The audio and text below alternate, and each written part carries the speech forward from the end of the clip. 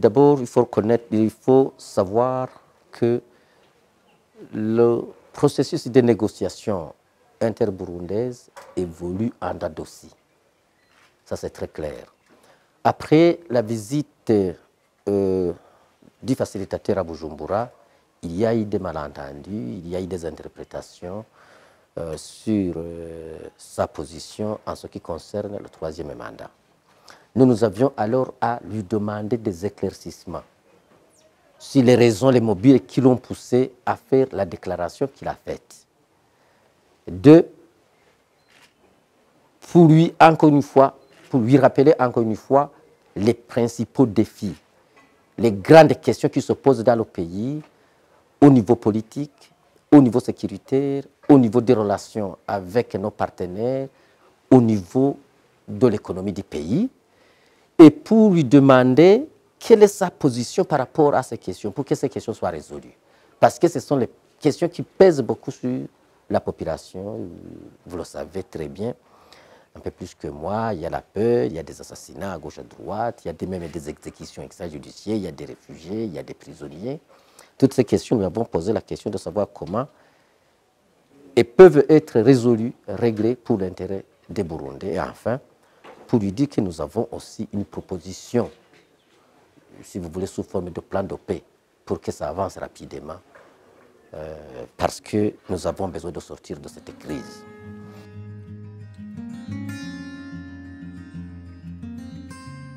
D'après les consultations qu'il a faites, dans sa globalité, en conclusion, il estime jusqu'à présent que l'amendement précipité de la Constitution ne peut pas permettre à un environnement de stabiliser le Burundi ou de trouver des solutions à la crise que nous traversons.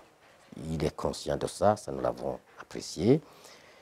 Et ensuite, il nous a dit que pour trouver des solutions, des compromis ensemble pour bien préparer et organiser les élections de 2020, c'est lui qui le dit, qu'il faut un gouvernement d'union nationale où toutes les, bon, pas tout le monde, toutes les parties, de toute façon, les principales parties en conflit soient présentes pour pouvoir aborder les questions en rapport avec la création d'un environnement politique qui permet effectivement d'évoluer vers des élections libres.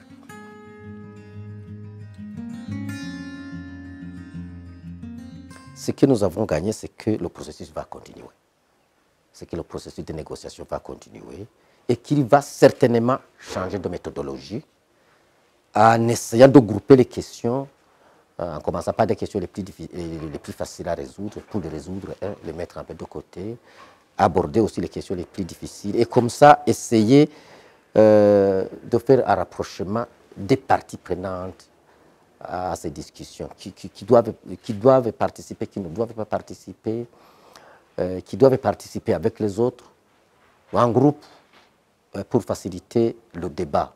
Parce que discuter avec 40 partis politiques, avec les organisations de la société civile qui vont au-delà de 5 000, ce n'est pas aisé, ce n'est pas facile. Il va y avoir un groupement des questions et des positionnements certainement par rapport aux solutions proposées, par rapport à chaque question.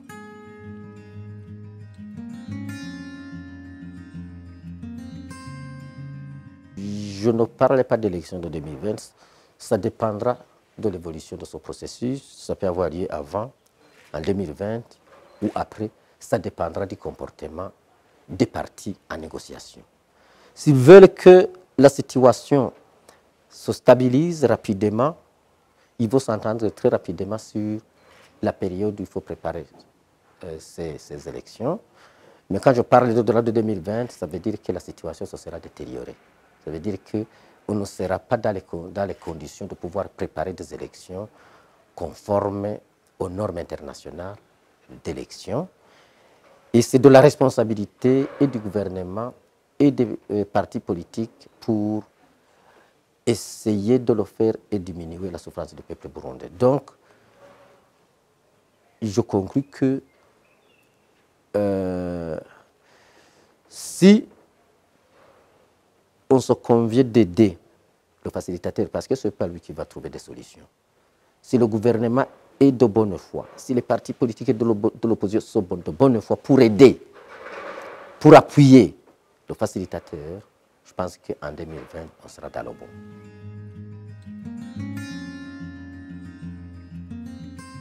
À l'intention de la population burundaise, c'est de comprendre que les problèmes que le pays traverse aujourd'hui, les problèmes que le pays a aujourd'hui, les concernent aussi au même pied d'égalité. Et des fois même un peu plus que ces hommes politiques.